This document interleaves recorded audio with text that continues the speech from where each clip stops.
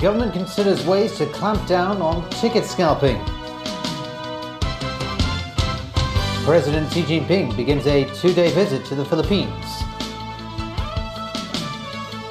And a shooting at a Chicago hospital leaves the suspect, 3 others dead.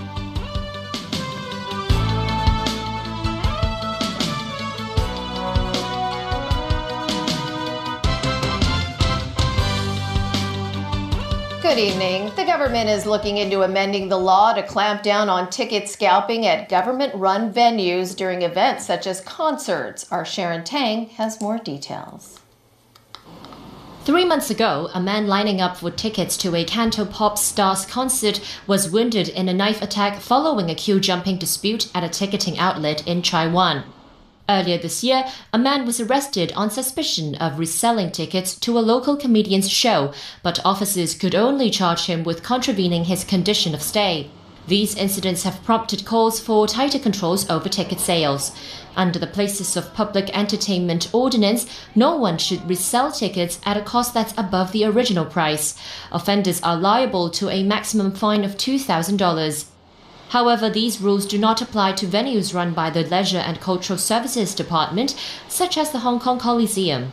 In a paper submitted to the Legislative Council, the panel on Home Affairs noted it would be easy to fully ban the resale of tickets, but many scalpers resell the tickets online. Some of the websites are even outside of the territory, making law enforcement difficult. The panel added it would look into lowering the proportion of tickets reserved for priority booking or internal sales. But that would directly affect businesses, so the panel said the authorities need to respect the market's operation. A lawmaker criticized the government for not taking further actions. If they have the determinacy to try to lowering those tickets which is being buy and collected internally, they have to set up the target in order to make the things done. But according to the documents right now, they only talking about we have the hesitations that lowering down the internally buying tickets. Meanwhile, the Performing Industry Association slammed tickets scalpers for ruining the industry. It said the Places of Public Entertainment Ordinance should also apply to government-run venues. Authorities will discuss the issue at the legislature next Monday. More details will be announced in the third quarter next year. Sharon Tang, TVB News. Well, Hong Kong is losing its appeal to professionals. This year, the city slipped 6 places to 18th in a global talent ranking report. That's 5 places behind Singapore, the best performing Asian economy surveyed. El Mi Leung finds out which country topped the chart. Forget watches and chocolates, Switzerland also boasts a global talent hub. For the 5th consecutive year, the country came out on top in the annual World Talent Ranking, compiled by the Lausanne-based business school IMD. European countries like Denmark, Norway, Austria and the Netherlands make up the top 5. That's after analysing responses from more than 6,000 executives based in 63 economies. Singapore placed 13th, leads all Asian economies, as Hong Kong dropped 6 spots to 18th. I'm not too worried about this drop in the ranking because there are a lot of factors in international rankings of this nature. Spending in education is the best investment because it will nurture talents to meet the needs of the economy in future. So we'll continue to invest in education. That may boost Hong Kong's position in future given it fell short in readiness, the availability of skills and competencies in the talent pool, such as language skills that meet companies' needs. And improve the teacher-student ratio to enable the teachers to do better. The government can really do a lot. For now, Hong Kong edged out Singapore in terms of nurturing homegrown talent and appeal, though the city-state improved in these 2 areas over the past year. El Mi Leung, TVB News. Restrictions on public activities outside the government headquarters could be relaxed. That's after a High Court ruling yesterday. It called barring public use of the East Wing forecourt on weekdays and Saturdays unconstitutional. I have already asked the Director of Administration to revisit those guidelines and mechanisms to see whether there are ways, in light of experience in the last year, that we could change or relax some of the requirements. Since this is government property, we have to strike a balance in ensuring the smooth and efficient operation of the government offices. The trial of the 3 Occupy Central co-founders and 6 others continued today. As Pinky Wong reports, prosecutors presented video evidence to show the trio's calculated actions. Occupy Central co-founders Benny Tai, Chan Kin-men, and Reverend Ju entered the court for a second day of hearing along with 6 other defendants. All 9 pleaded not guilty to charges related to public nuisance. Prosecutor Andrew Bruce continued to play videos provided by the police, with the aim of showing the defendants' involvement in the movement.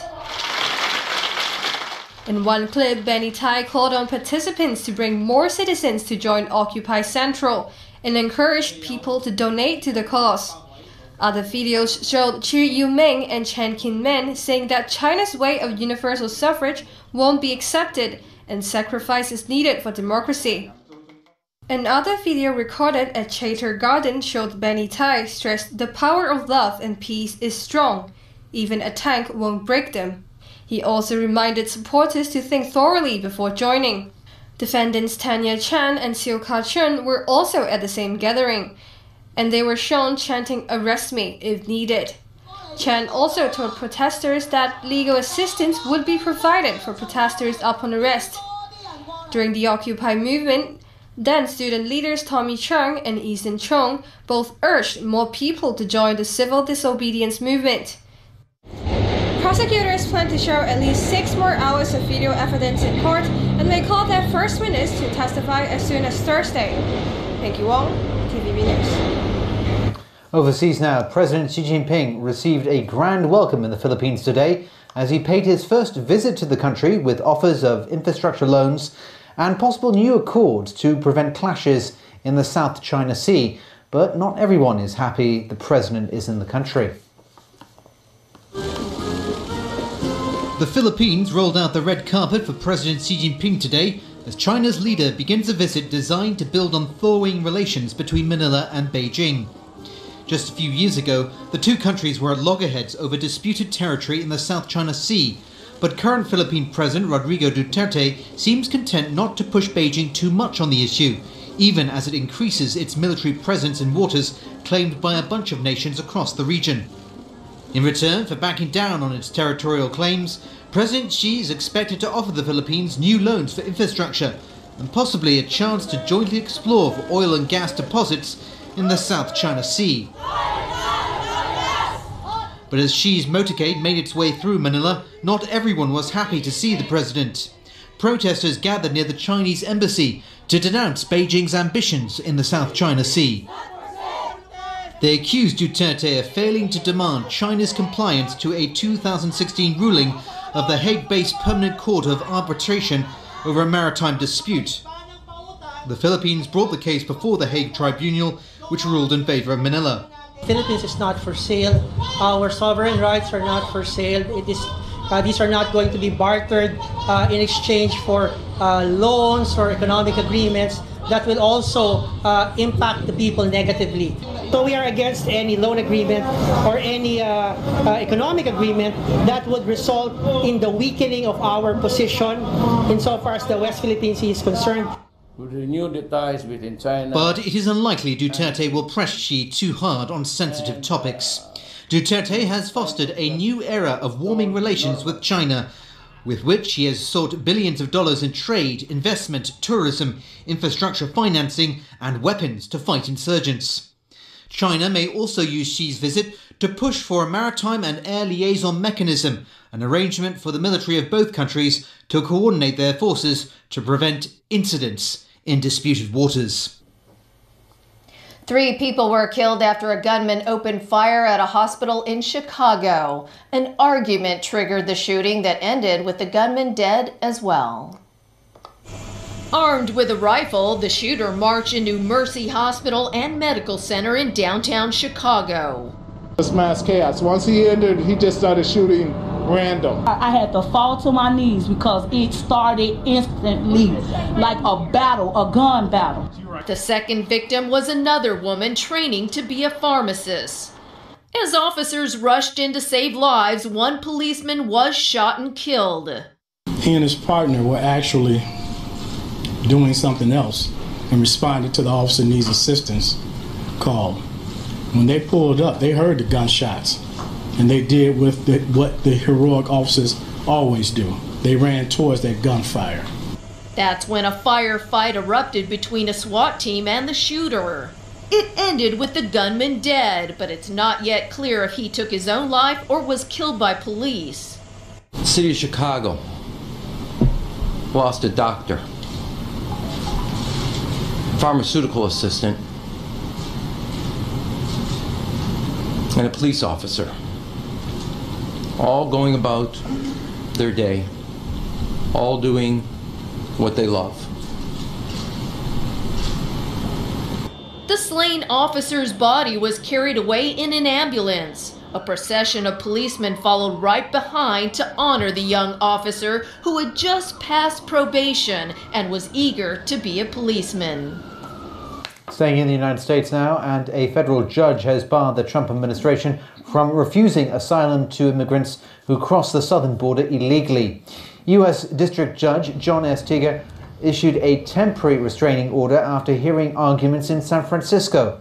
The request was made by the American Civil Liberties Union and the Center for Constitutional Rights. They sued after President Trump issued the ban this month in response to the caravans of migrants that have started to arrive at the U.S.-Mexico border. Also in the U.S., 3 Senate Democrats have filed a lawsuit. They argue that Acting Attorney General Matthew Whitaker's appointment is unconstitutional.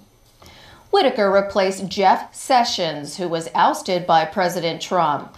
Trump thought he was worthless after Sessions said he posed a conflict of interest when it came to supervising the Mueller probe into Russian interference in the 2016 presidential election. The 3 senators insist Trump violated the U.S. Constitution by denying the Senate its right to approve Whitaker's nomination.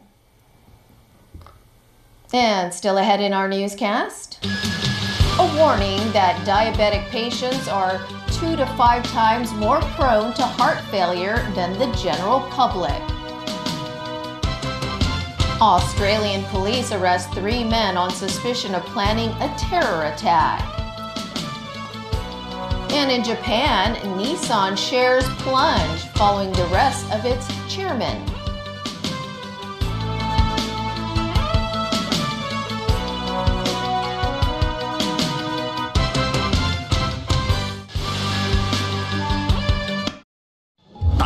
煲仔飯原煲燒製，香味撲埋嚟，臘味粒粒炒香，飯粒充滿油香，飯焦又香又脆，全城熱捧，大家樂，哇！最香煲仔飯。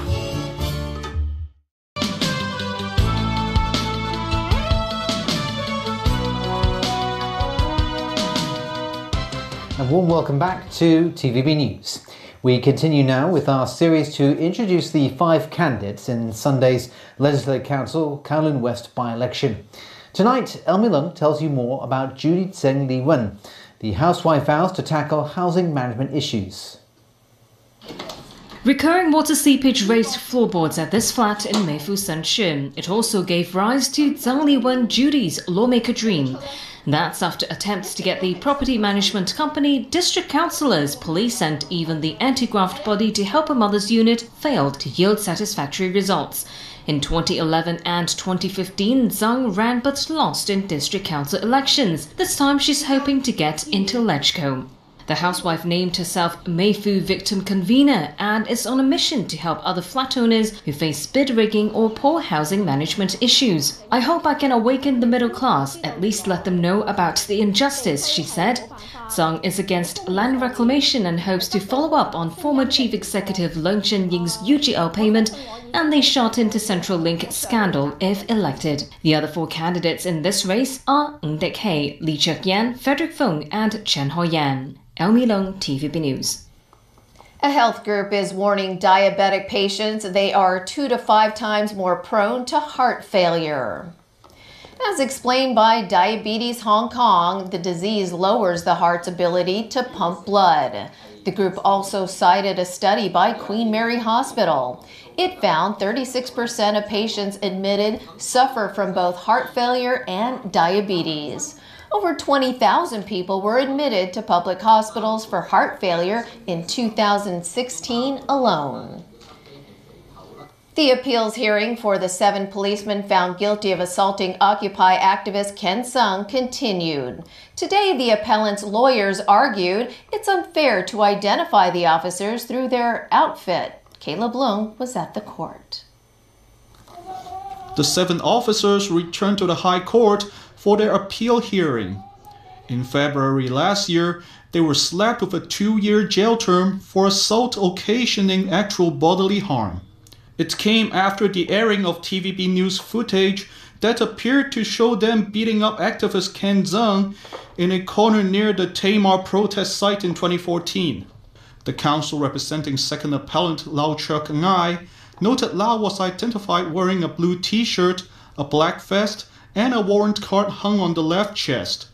But many officers dressed similarly that night, and the trial judge shouldn't have convicted Lau simply based on how he was dressed.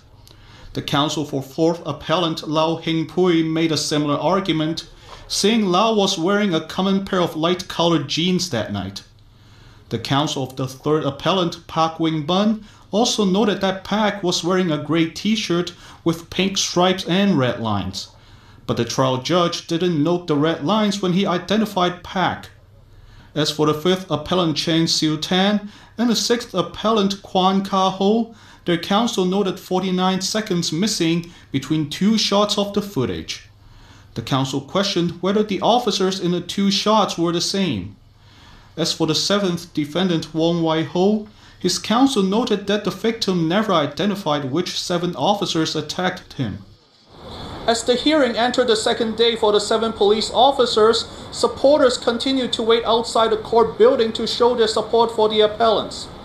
The hearing is expected to conclude tomorrow. Caleb Leung, TVB News. Overseas again, and in Australia, 3 men have been charged with planning a terror attack at a mass gathering in Melbourne. The suspects, aged between 21 and 30, were inspired by the Islamic State group. The trio are Australian citizens but of Turkish descent. They were arrested while trying to buy a semi-automatic rifle to carry out their attack. They've been charged with planning a terror attack. If found guilty, they could be sentenced to life in prison. Shares of Nissan plunged 4% today following yesterday's arrest of Carlos Ghosn, the company's chairman. The arrest sent shockwaves through the business world and threw into doubt the future of Japan's number 2 automaker. Alan Buknia reports. Prosecutors are holding Ghosn for allegedly collaborating to falsify security statements and underreport his income. A second Nissan executive, Greg Kelly, is suspected of collaborating with him to underreport almost $45 million in Ghosn's income from 2011 to 2015. Nissan says an internal investigation triggered by a tip-off from a whistleblower revealed that Ghosn had engaged in the alleged wrongdoing, including personal use of company money.